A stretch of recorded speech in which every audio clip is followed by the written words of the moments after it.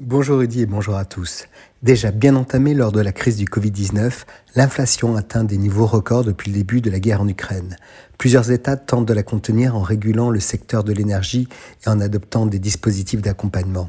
En un an, le coût de la vie en Europe a augmenté de 7,8% par rapport à mai 2021, rapporte l'indice des prix à la consommation harmonisé de l'Union européenne. Au sein même des frontières européennes, des pays subissent encore plus durement l'inflation. Les Pays-Bas doivent faire face à une inflation de quasiment 12%, l'Espagne et la Slovaquie de presque 10%, le Royaume-Uni qui a annoncé plusieurs mesures fin mai de 9%. La France, avec 5,1% et l'Italie 7,5%, sont plus épargnés.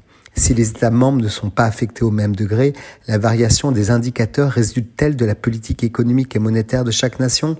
Difficile de le mesurer encore, Rudy. Quoi qu'il en soit, les pays européens n'ont pas mobilisé les mêmes leviers pour atténuer l'effet de la flambée des prix sur les consommateurs. Aide à destination des plus vulnérables, réduction temporaire de taxes et pression mise sur le prix du carburant. Des dispositifs se rejoignent par la similitude de leurs principes tout en se différenciant sur les contours de leur mise en application. Côté américain, la Fed, la Banque centrale américaine, s'est lancée plus rapidement et plus fortement que prévu dans un resserrement de la politique monétaire, bien décidée à tuer l'inflation. Comment ?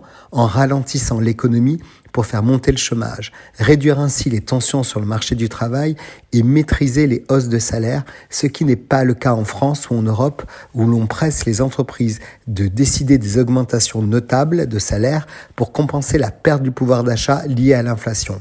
Que l'on prenne cette économie américaine par n'importe quel bout, rien ne va plus.